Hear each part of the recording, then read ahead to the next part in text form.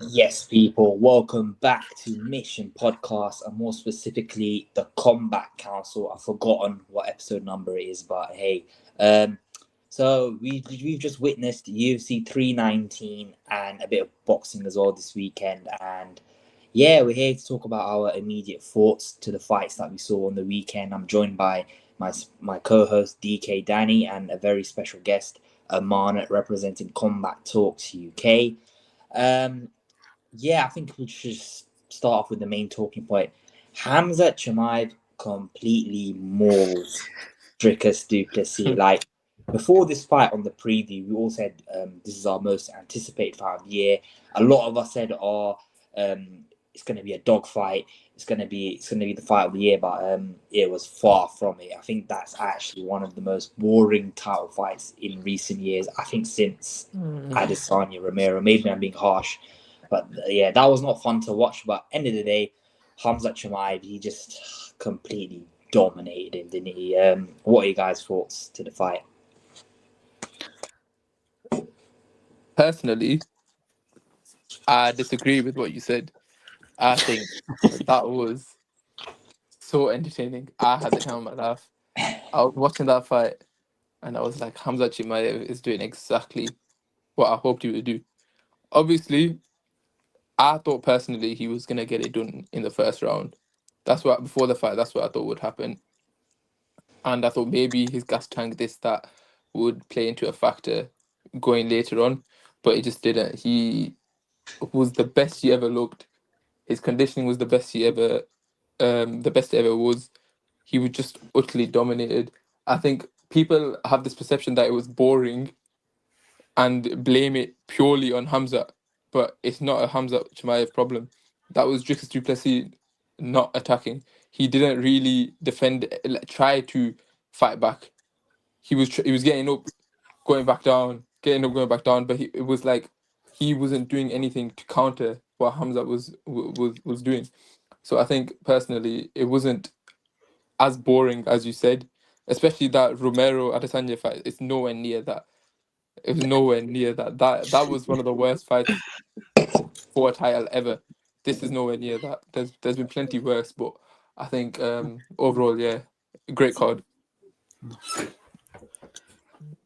Yeah, I agree with what Amanat said. I feel like before the fight, we were saying the first two rounds were going to be Hamzat's rounds, and then after that, it could be a dogfight. We could see, DTP maybe try ground something out.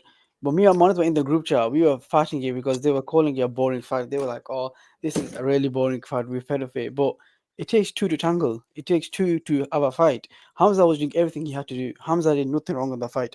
His game plan was to absolutely dominate DDP, and through the 5 rounds, he absolutely battered him. The first 2 rounds were exactly how I said they were going to go. Hamza took him down. DDP couldn't. I mean, he kept getting up, kept taking it back down, but he wasn't really fighting back. Like he wasn't doing anything that was going to suggest to me, okay, he could do anything in the fight. And then we all said it. Okay, let's see what happens in the third, fourth, 5 round because we haven't really seen Hamza fight the full 25 minutes of here in the UFC. We haven't really seen him go into the deep waters, and his cardio held up. He just absolutely battered DTP for the 5 rounds. I'm not really gonna blame Hamza for the performance. He can't. He did exactly what he had to do. DDP on the other hand, though, you did nothing. You kept getting taken down on your.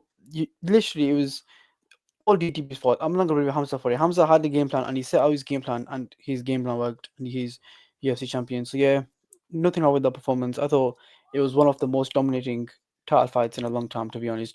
And again, the comparison to Adesanya Romero was stupid because in that fight, nothing was happening at all. They were both on their feet trying to, strike with each other and both failing. But this fight, every round something was happening. It was the same thing happening. Hamza was taking DDP down, but something was happening. So yeah, And automatically great stuff. and also, I feel like Hamza was doing what he was supposed to do. He had Dricus in the crucifix so many times, and Dricus was defending it. So, and he was putting his face into Chimaev's body, so it was hard for Chimaev to land any shots.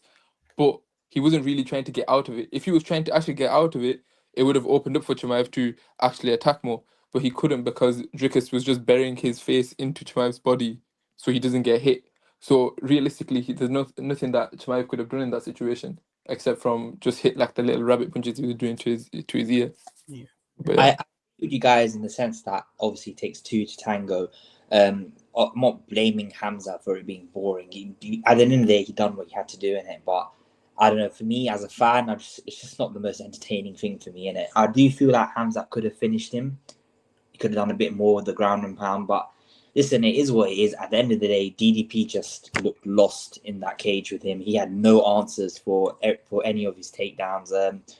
It's one of them ones, isn't it? Like, I'm pretty sure DDP and his team spent their whole camp training for takedown defense and hand, but it's like one thing preparing for it and one thing actually being in the cage with a fucking animal like Khamzat. Do you know what I mean? And I think fair play to Khamzat, man. Even me included proved a lot of people wrong. Like on the preview, we all said, if it goes outside the first 2 rounds, we all fancy DDP to drown him, but that was not the case at all. If anything, it was the opposite. It was Chimaev drowning DDP for the 5 rounds. So yeah, a lot of questions about his gas tank. Has he got it in him? And he's just shut everyone up and he's proved everyone wrong. And this guy is fucking scary, man. I mean, look, Danny's got the statistics up. 21 minutes of control time, about 529 strikes. Fair enough, only 45 of them significant, but it is what it is. Yeah, just scary stuff, man. It's like, who can beat this guy? I don't see anyone in the middleweight division that comes close to beating Khamzat. But yeah, what do you guys think? It's rough. Yeah, man. There's no It's one in rough. this division. Yeah. Can't say anyone. At middleweight right now, if you look at the rankings, there's no one really I could see that would give Khamzat Chimaev really a tough fight. The only person maybe, and it's if he gets fluky and lucky in a way, because that's just how he is. He's like the new Drickus in this way. Rani the Ridder. Somehow, if Audio is on his back, maybe he catches him with a sub. That's the only thing I can think of, honestly. But other than that, I don't see anyone posing a threat to Chimaev right now, anyways. Yeah, I agree with Amanat. Even audio, I just don't think he's good enough to pose. I mean, he is massive. We've seen it the way he fought Whittaker, bro.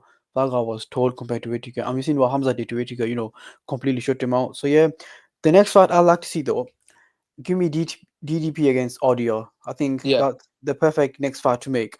Perfect fight to audio. If audio wins that, fine. If he gets the title shot, I think Hamza's next fight's already, lined up for him. The winner of UFC Paris, Imavov against Chai Baralo. I think whoever wins that gets Hamza next, no doubt. But yeah, I think for DDP, it should be audio. If audio does win that, he can then face Hamza after, he's for Baralo and Imavov.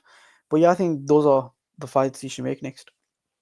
I think Hamza came out and said he wants to fight in October, and Dana White said it's not very likely that can happen. But I'd love to see that because that's a lot of thing. That's another thing people have been complaining about is Hamza's inactivity. So if they can book him for October, I think that would be great. But he the said win of UFC Dana said that he would love for him to fight in October, but It's not realistically, happening, I think. I Yeah. just can't see that happening unless they book him with Fluffy Hernandez, which I could see them maybe doing if they want to. If Hamzat really wants to do the turnaround, because Imavov and Bahali are fighting him in September, so I can't see them coming around and saying yeah. But Yeah. I know Fluffy will make that turnaround because he took basically no damage against Roman Dolidze, so I could see him making that turnaround. But I don't think Imavov Barala could make that turnaround. yeah, and especially because that fight's gonna be more damaging anyway. Yeah. It's gonna be a good fight though, that one. I mean, with Hamza as well, I think Sean Strickland's come out and said something. Oh, I'd beat him. Nah, just shut up, man. Clown, man. Guy's a clown. I've got a question about Hamza. Yeah. Do you think? I think he makes easy work of everyone in 185. Do you see Hamza going up to 205 potentially in the future? And if so, do you think he'd have success there or nah? Oh. With Magomed Ankalaev being champion, I can't see that happening, to be honest. I can't see him actually having success at 205 with Ankalaev as champ. Now, if Alex Pereira was champion, I see him beating Pereira, to be honest. Same with if Yuri was champion. It's just as long as Ankalaev is on top of the division, I can't see him doing that because we got to think he was a welterweight. He did fight a welterweight initially. So him going up to 205 is a crazy jump. Like 185 to 205 is an insane jump, especially when you think of it. He weighed in at 183 this fight, so Yeah. it's hard to say that he would actually go up and fight for the title and succeed. Yeah, I think if the champions was someone like Pereira, Jiri, even Carlos Ulberg, I think he'll go up and fight him. But with Ankalaev, nah, no chance. Yeah, I mean, listen, shout out to DDP though. He was on a great run before he lost the other day. But yeah, it's scary how easy Chimaev made it look in it. I think the gap between him and the rest of the division is massive in it, and it'll be interesting to see if there is anyone out there that can give him a competitive fight at 185. But I guess we'll see down the line. Let's move on then to the co-main event now. I know Amanat, his boy Pico got hired okay by Lerone Murphy. What do you guys think of this fight? You know what? I think I'll start. Do you know what? Do you know what? Do you know what? I'm a big Aaron Pico guy. I've always been an Aaron Pico guy since his debut.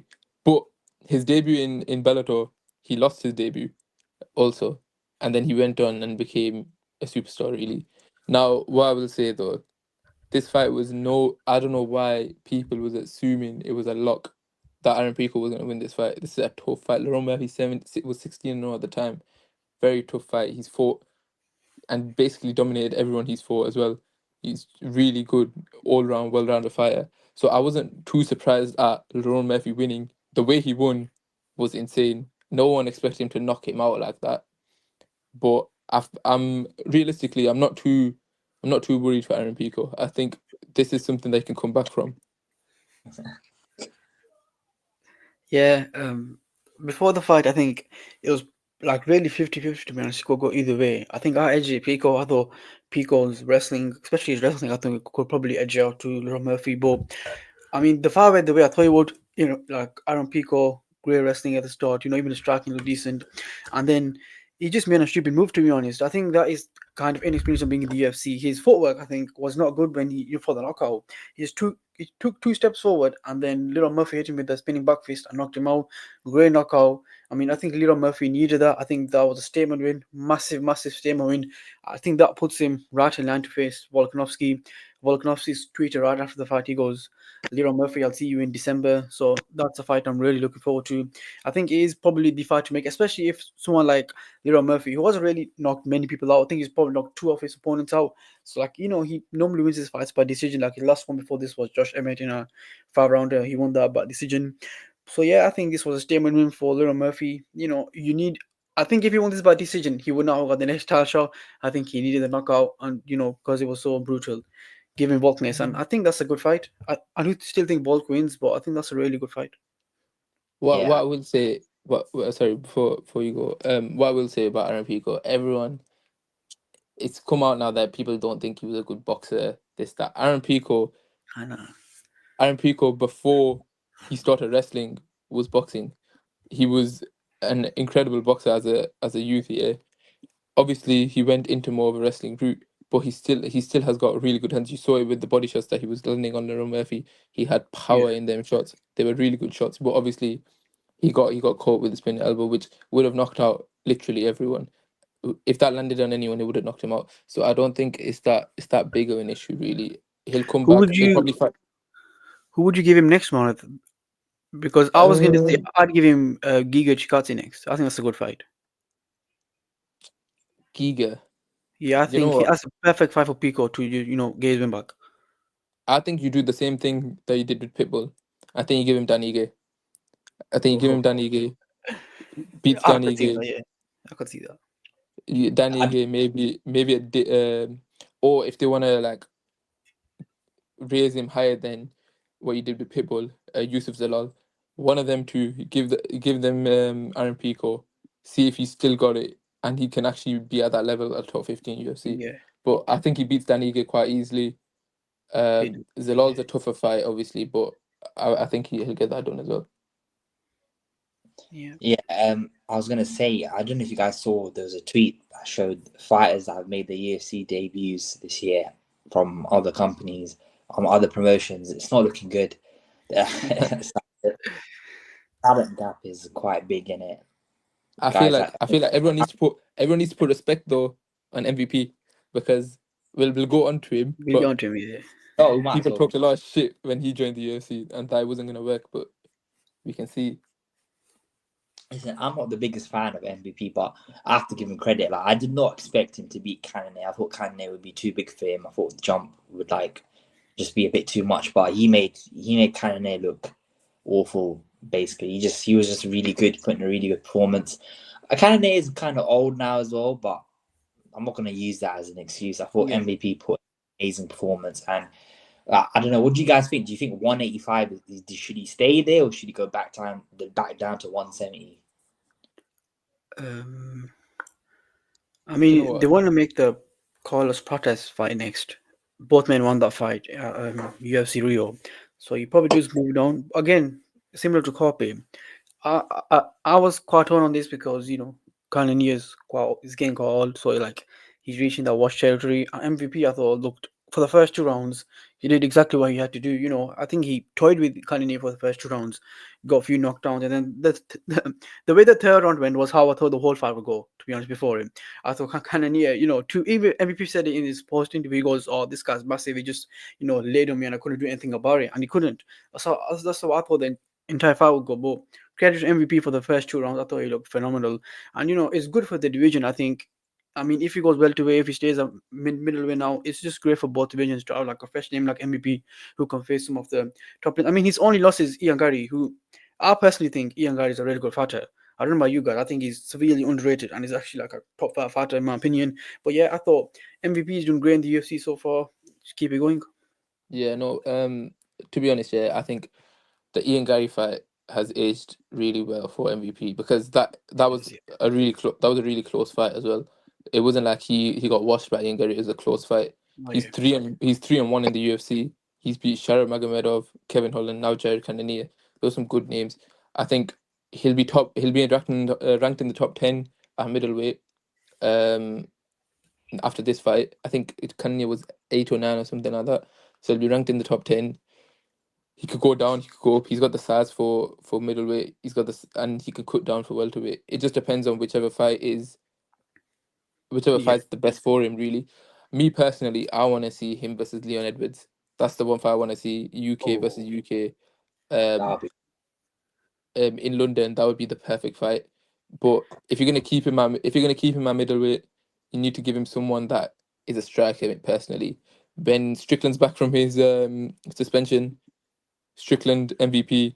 I think that's a great fight. didn't Carlos Prates said he wants Leon too? Yeah, they both said they wanted Leon. Um, I'd rather because see MVP. Carlos Prates against Leon. I Uh, think Leon. The reason why everyone wants to fight Leon because it's the easy they win think in he's, it. they think he's washed in it, and I I don't blame him. I don't blame him for that. But I feel like if he fights a striker, it's different because he fought Sean Brady. Sean Brady just took him down and mauled him. If he fought a striker, maybe it'll be a different situation. But yeah, Yeah. mean, both guys probably want a rematch as well with Gary at some point. So I yeah, think yeah. Prates versus Page makes a lot of sense. But let's move on to Carlos Prates then. He fought Jeff Neal, the resident gatekeeper of the 170 division. I thought Jeff Neal was actually doing decent in the fight, but yeah, spectacular KO, another Brutal. KO of the candidate. Yeah, what do you guys make of this fight and the knockout? I mean, I expected Prates to win, and I thought he knocked him out too. Great fighter Prates. Again, his only loss has been Ian Gary, which again, another wins that's aged really well. But yeah, Prates looked great. That spinning knockoff face was amazing. What's next for Prates though? I think it's either MVP or Leon Edwards. Both fights are UFC Rio. I think the two great fights for MVP for Prates. I don't know why he's not ranked right now, is he? I'm not sure. I don't think he's Prates, ranked yet. Prates. Yeah. No, Prates is like he was. I think before the fight he was 12, and Neal was like 11. So he'll jump up to like So he'll 11 probably or be something. around 6, 7, maybe 8 now. Yeah. He'll be in the top 10 around there. I think Yeah. something around that. Yeah. Yeah, again, looking at the rankings, Leon Edwards in the top five. So giving him Leon Edwards will be a great win for him to, push on to the top five. So yeah, I'm happy with him getting either MVP or Edwards. To be honest, I think they're two good fights. Me, I think obviously the Leon. I would book Leon versus MVP, and I would do Carlos Prates versus Maka Morales. That's what I would do. I think Maka Morales is one of the best fighters in the division. The guy is so good. He is really good. Both of them two are two prospects in a way. I know obviously Prates has lost before, but there's still chances of him becoming champion. I think them two in Rio, crowd would be crazy. South American crowd would be insane for that fight. Two South Americans. I think that's the fight that they should do. I Yeah, I mean, mean, Mark Morales has some good wins. I think he's knocked out Neil Magny, he's knocked out Gilbert Burns. So yeah, I think that'll be a great fight. yeah, but both of you guys have suggested some good fights. I personally, I think I wouldn't mind saying Leon Edwards versus Ian Gary and Page versus Prates. I think those are two good fights as well, and the winners can fight each other again. Well, do you think? Do you think? I think Ian's fighting Bilal. Oh, is it? Is that confirmed? I don't know if it's confirmed, but I'm like I assume that's going to be the next fight for Bilal and Ian. You know what? Is Fair it? play to Gary. That's not an easy fight, for him to take. But yeah, fair play to him. We've spoken about Ian Gary a little bit. Like the guy's a cringeable in it, but you can't deny the guy's fucking talented. He's a very good striker and he's quite complete as well. His overall game, like even he fought Shavkat, and he didn't look out of depth, and like everyone who fought Shavkat would just bully him, but that wasn't the case. Yeah, I think Ian Gary will be he'll be in within a title shot. I think in the next year or so. Yeah, I think. agreed. I feel like Ian Gary again, like you said, Copy. I think he's complete. Like he's not. I won't say he's great in every aspect of MMA, but he's quite good, especially striking. And again, he's training with Charles Oliveira's team, which again I think is a massive advantage. Training with someone of that caliber, so they're gonna Yeah, be good for you. So yeah, I think Ian Gary's last win was against Carlos Prates. I mean, if I'm honest, said Bilal Mohammed, I think that's a great fight. Is that stylistically that's a really interesting fight. Does Bilal just keep taking him out? Does Ian Gary, actually stand up and maybe knock him out, maybe do some damage to him? But yeah, I'd like to see Ian Gary against Bilal, to be honest. I think that's a great fight. Yeah, I think one semi is interesting actually. There's like loads of contenders there. You've even got fucking the resurgence of Kamaru Usman as well. that's the one. Kamaru is very underrated right now. People have been sleeping on Kamaru. I think he could come back and fight for a title again. If he gets one more win, that's a title shot, Kamaru. And obviously you got Islam though fighting JDM for the title. So that would be me personally, as I like both of them. Islam versus Kamaru. That'll be I want to see insane. that shit. I want to see that shit. But what we saying about Sean Brady though, because he's put a good win streak together now. Yeah, Sean Brady's there. I think I think you do Sean Brady Shavkat. Win a fight to the belt. It's a good fight. Listen, one semi is looking very interesting. Let's talk about the other fight then, on the last fight on the main. Well, not the last. It was the first fight of the night. Oh my days, Kai Asakura. Listen, when this fight actually I knew this started, was yeah, gonna happen. I can't lie. bro, he actually looked good in the first round. Like his hands were actually going, his speed, agility. I think he looked good. But it's the same thing, man. The moment he got taken down, you guys know, yeah, especially Tim Elliott, the guy who can hold you down, he was gonna get subbed, and that's exactly what happened in the second round. So yeah, not really surprised to be honest. I thought Asakura, I thought the way he's playing the first round, I thought okay, maybe he could do enough for maybe win a decision. But yeah, the moment Tim Elliott got him down, Asakura, no takedown defense, nothing, got subbed. So I'm not really surprised to be honest. I wasn't shocked by it. Yes, me personally, I had Tim Elliott was gonna win this fight from the start before the fight. I thought Tim Elliott's submission was a lock, really, because Asakura, it was just inevitable that he was gonna get taken down. The only thing was if he would knock him out, but Tim Elliott really, he doesn't really get knocked out. I don't know if he's ever been knocked out before. Like, Yeah. so the fact that it's hard to knock him out. He's a veteran. He's been in the game for a long time. He knows what he's doing. I feel like Asakura is very inexperienced at the high level. He Ryzen just isn't that high of a level. Like and one of the best Ryzen fighters that he did fight, Horiguchi. I remember he got knocked out by Horiguchi. So like, and he got knocked out by Manel Cup. So it's one of those where like hasn't beaten anyone really at the highest of levels. I think he beat Cap as well once, but that was like a decision win, so a split decision or something like that. But yeah, I thought this was gonna happen. Asakura has to fight the first fight of the early prelims now. And if he loses that, he should get cut from the UFC. You know, I 100% agree with you. I feel like, you know, it reminds me of WWE. It's like WWE trying to push someone and it's like just failed. His first, like, they just threw him in the deep end, didn't they? His first fight was against the champion Pantoja, and you know, people were like, okay, he fought against the champion, fair enough, he lost, and now he's coming and he's fought Elliott's number 15, I believe. He's like a gatekeeper, to be honest. Of the Elliott's like, I think he's just below the top 10, but he's Yeah. 38 years old or something like that. Like, he should be. That's not looking very promising for him, is it? Wouldn't be surprised if they cut him soon. If a few more or another 1 or 2 losses. And I'd say If you he give loses again- Tim. I'd say you do Tim Elliott against Steve Usyk next. I think that'll be a decent fight. I think that's a Steve Usyk win. Now, let me. It's not guaranteed though, because the way he looked last fight, Steve Usyk. That's true. He didn't look the best in the Yeah. last fight either, but yeah, I don't know, man. Asakura, what do you do with that guy next? Like, what do you actually do with him next? Maybe a Cody Durden. Cody Durden. Yeah. Matt Chanel. Yeah, something like that. I Something think like Cody Durden probably, yeah. If you can't beat Cody Durden, What about Odi Osborne against Asakura? I think Cody Osborne wins, you know. I actually think he wins. I think Cody Osborne wins. To be honest, he was wrestling against Steve Usyk, so yeah, I could see it. I think another tough one would be Charles Johnson. Charles Johnson faced Hasn't he got 5 books though? Asakura. He's booked. I think he's fighting Lorna Kavanagh. But yeah, it's not looking good for him. yeah. I think the Durden fight is next. Should be next. We'll see. I mean, that's pretty much UFC 319 covered. UFC 320, what is that next month? That's the start of October. Oh, is Because it? next month we have the UFC Mexico. It's Silva against Lopez. So there's no pay-per-view in September. No, it's just There's niche two card. in October.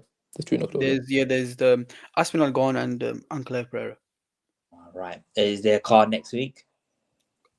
I haven't. Oh yeah, there's Walker against Zhang in China. Yeah, and then Brian Ortega, Aljamain Sterling's fighting on that card too. Yeah. That's the co-main, yeah.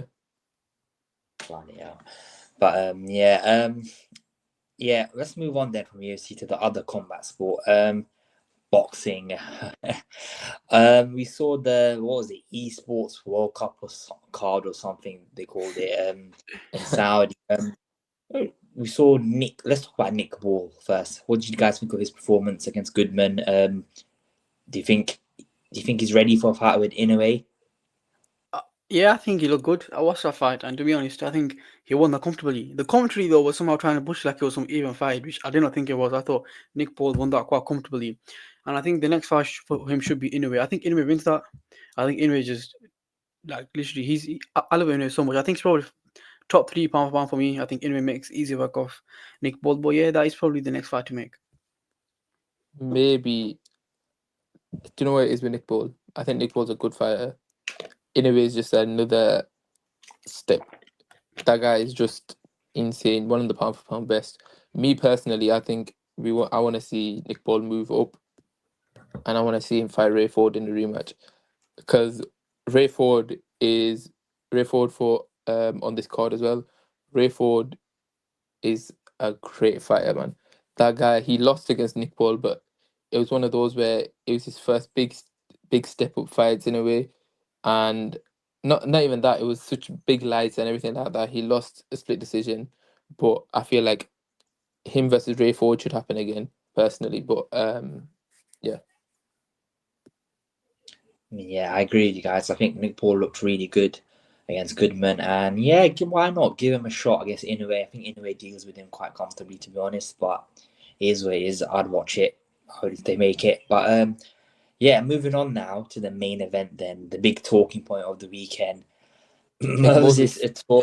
Like, we talk about Chimaev dominating DDP. Itauma just made Dillian Whyte look like a bum, basically, look like a journeyman. Yeah, what a performance from the young lad. He's only 20. That's so scary to me. The guy's 20 years old and he's this good. Yeah, what did you guys make of the fight? Itauma just stopping Dillian Whyte in the first round. It went exactly how I thought it was gonna go. I thought it was gonna be first or second. Moses Itauma was gonna just run through him like he did. I think genuinely he is the greatest prospect I've ever seen in my lifetime in combat sports ever. There's there's there's no one that touches him. I think he beats AJ. I think he beats Daniel Dubois. I think he beats all of these lot. Joseph Parker probably is his toughest fight from them lot, and then obviously Usyk. Usyk is the one where Usyk's 38 years old. Obviously Moses hasn't fought anyone like that. Dillian Whyte's not on world level. He's just below that right now. But I think you give him a Joseph Parker or someone like that, or Daniel Dubois. He steamrolls through them, and then he fights Usyk for the title. Yeah. Just what Amanda said, literally, the way the fight went, I was laughing before. I was like, okay, this fight should not be made. When we were talking about it in the preview, I was like, yeah, bro, Itoma's just gonna win. Bro, I was getting ready to sit down and watch this fight, grab my food, and by the time I sat down, bro, I seen watching the fight. I was like, bro, okay, my long day. But yeah, bro, Itoma just looks incredible. Probably, like Mona said, the best prospect I've seen in my lifetime. His speed, everything about him was amazing. What's next for him, though? I think there's a few fights he could gain before Usyk. I think Usyk's that big fight, and he will definitely be Usyk's hardest chance now. I think you could give him Hergovich. I think Yeah, that's one man I can see in the top five that can, see him just taking some rounds from him. To be honest, I think you could give him Kabayel, I think that's another good fight. Parker, another good fight. The fight I want though is Anthony Joshua. I think you make Anthony Joshua against Moses Itauma at Wembley. You make that fight and you give Moses Itauma his big signature win before he faces Usyk. Because Usyk, let's be honest, he's not slowing down in age, is he? He's just like 38 years old now. By the time ages for Itauma and Itauma's beat him, Usyk will maybe be nearly 40, and then I think Itauma's just gonna be Usyk then. But yeah, I think I had some people say that it's not too soon. You could just make Itauma v Usyk right now. But I don't know about that. I think there's probably one fighting these before that to face Usyk. the one thing I will say about that is we can't wait too long with Usyk. I feel like after this Joe Parker fight, he might be gone. Like this guy wants to retire. It's not like he wants to stay for Yeah. long. Um, that's why really after the Parker fight, I think they're gonna Turkey as well, especially. He needs that new start in boxing. He's gonna be pushing for Moses to fight him. He He's said that already trying to yesterday. get the He belt. wants Usyk against Itauma. He said Yeah, it, I think. he wants that as soon as possible. Like he wanted it before Itauma fought Dillian Whyte. He was saying that Itauma should fight Usyk after his last fight, and like it's just they need that new star and they need him to beat the old god in Usyk. Because if Usyk retires and then Itomak wins the titles and everything, there's gonna be that question, oh, he didn't beat Usyk, da da da da. But I feel like me personally, when he gets to that level, he's gonna steamroll through everyone. He's just the best. Bro, he's only 20 years old, bro. That's Mental. fucking crazy. Yeah. But what I want to say about Itauma is what to do with him next. It's kind of a difficult situation because he's still young. You want to manage him properly. You want to get him some rounds because he hasn't really had a lot of rounds under his belt here. It's a dilemma in it because he's the next basically big superstar in heavyweight boxing. You want to protect him, but at the same time, obviously, Amanat mentioned Usyk's clock's running down as well. Like he's only realistically, he's got one or two more fights that he wants to do before he retires. I think Tony Bellew mentioned Usyk was talking to him like, "What's retirement like?" So it's on Usyk's mind, right? Like Joseph Parker, if that's his next fight, that could very well be his farewell fight. But so it's a dilemma. It's like, do we protect Itauma, give him some more experience, get some more wins under his belt, or do we just put him straight away in the deep end with Usyk? Because I think it's a bit early. I think Usyk would beat him. But yeah, I mean, they gave him Dillian Whyte, which is a big, like, obviously Dillian Whyte's washed now, but it's a household name in it in British boxing, so he needed that on his resume. It's a good little win. But yeah, I agree with you, Amanat. I think Anthony Joshua would be great. Like, if he beats Joshua, that's going to put him on the map. Like, yeah, this guy's ready for Usyk. It's another big name to have on his belt going into the Usyk fight. But I could also see him fighting Dubois as well. I reckon that'll be an entertaining fight. I think Itauma, pretty much beats everyone apart from Usyk. And do you think Itauma could beat Tyson Fury? Yeah. That would be an interesting fight as well, because I've seen Fury today is like bigging him up. Itauma, he said Itauma can beat Usyk right now, but that'll be interesting. I think Itauma Fury at some point. I don't think Fury would win that though. Yeah, Fury just wants to Usyk fight it, but that'll be interesting. I can't lie.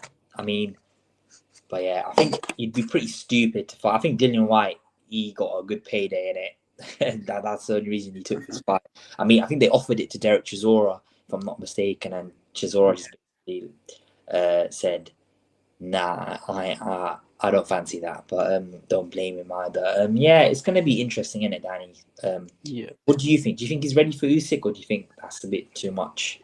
I personally think he's ready for Usyk. I think, like you guys were saying, you have to capitalize on the hype. This guy is the best prospect I've seen in my life. If you give him Usyk now, I think he beats Usyk as well. I actually think he beats Usyk, especially because Usyk ain't getting any younger.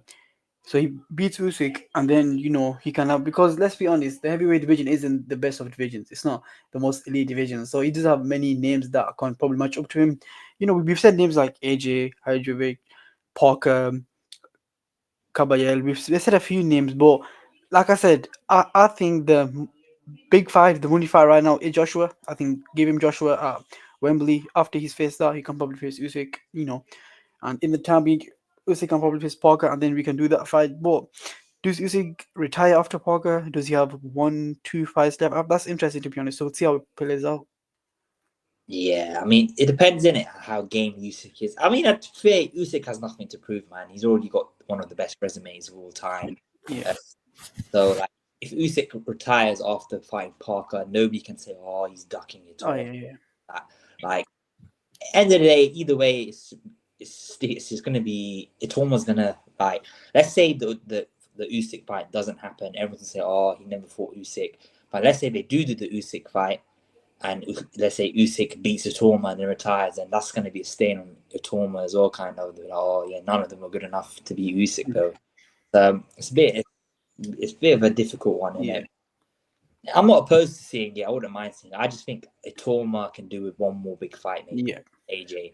And yeah, if Usyk's game, give Usyk fight Parker next. If he gets past Parker, then you set up the super fight between him and Itauma. But yeah, I think that's pretty much all we wanted to cover today from the world of combat sports. Thank you to Danny, DK, my co-host, and a big thank you to our special guest, Amanat, representing Combat Talks UK. Make sure you check out his channel, his TikTok, his social media. I don't know if he can hear us. No, I can. I'm here. If you want to plug your Combat Talks UK. Combat Talks UK, TikTok, Instagram, and YouTube. We're gonna be doing some more content. I'm gonna be on Mission Podcast a lot more as well. I'm gonna be locking in. We'll see. We'll come back to this video. But now, for coming on, bro. We'll put Amanat's channel as well in our description when we put the video out. But yeah, it's been a good one, lads. UFC 319, Khamzat Chimaev, new middleweight champion.